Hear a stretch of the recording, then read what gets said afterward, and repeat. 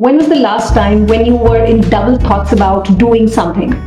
Or when was the last time when you were in disagreement with some colleague at work that built up to something big and something negative? Does it disturb you when all of these things happen? Hi, I'm Nidhi. I'm a communication skills trainer. And today we're going to talk about how conflict can affect your life miserably. And in the meantime, if you have not subscribed to my channel, please go ahead and do that.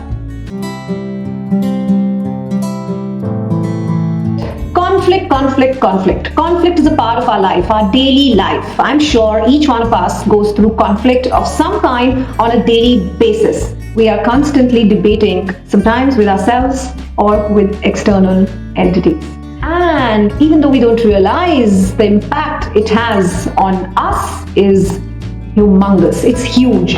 In today's video, I'm going to talk to you about the consequences of conflict, be it external, internal, but the consequences of conflict and what and how it can impact us. Keep watching and do let me know if you are being impacted in different ways. So let's start with the negative consequences of conflict.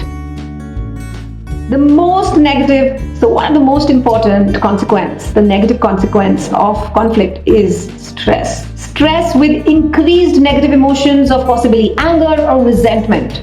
And sometimes even with ourselves, not just with external stakeholders, but with ourselves too. But this stress can really cost you a lot.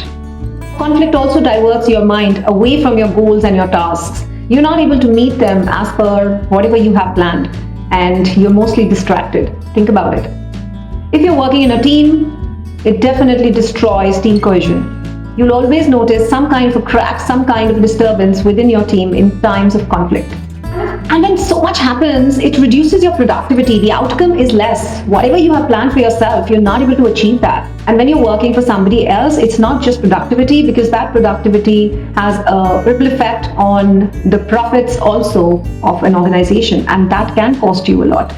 You might be the best decision maker, but you might have noticed that in times of conflict, it hinders your decision-making capacity. You are not able to take the best decisions because at that point in time, somewhere you're stressed and you're governed by emotions rather than by logic. And another important one, having conflict around you builds a hostile environment. Obviously, when it is a conflict with an external stakeholder or your colleague or a team member, the feelings are hostile. The feeling of resentment and anger overpower your decisions and your behavior, and that creates a very negative environment.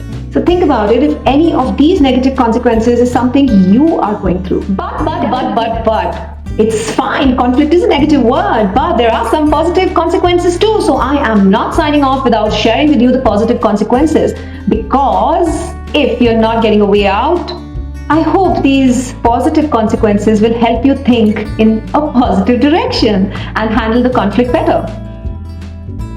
So the first most important thing that conflict does is it brings forth some new ideas. In fact, I should say positive ideas. It's the start of creativity. It also stimulates thinking, creativity, critical thinking. Everything is at its best sometimes to come up with the solution to a conflict, and that leads to new ideas. When a conflict arises, it's an indicator of a possible problem. It becomes like a safety wall. So the positive of this is you know things are not going right and you need to sort it out. So it's a safety wall. Before things get bigger, you can sort it out at the start also. And when everything is sorted, it promotes growth. It allows you to grow as a person, it allows your team to grow as a person, and sometimes the bond between a team is stronger and thicker. So it's not just the negative, but also the positives that you need to be aware of when resolving a conflict, because conflict is not always bad. Now you might ask me, how am I supposed to resolve conflict? Because that happens on a daily basis, especially when you're working with a group. So to help you resolve conflict in a better manner, I'm going to share another video next week where I'm going to talk about how you can resolve conflict at workplace. And if that is something you're looking for, then stay connected. And if you're not subscribed to my channel yet, then go ahead and subscribe right away so that you know when I'm uploading my next video. Until then, take good care of yourself.